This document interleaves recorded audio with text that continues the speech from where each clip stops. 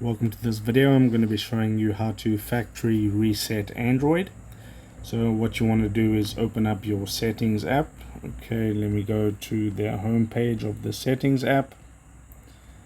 Okay, so you'll be on this page. You want to scroll down and you want to go ahead and click on about phone. Not about phone, sorry. What you can do is go into general management, and then you can scroll down and there it says reset. Okay, so tap on reset.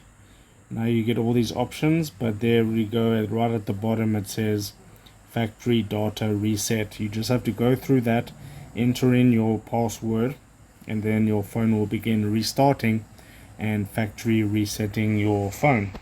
Okay, if you want a backup of your phone, make sure you back it up first before you factory reset. If this helped you out, drop a like on the video and subscribe to my channel.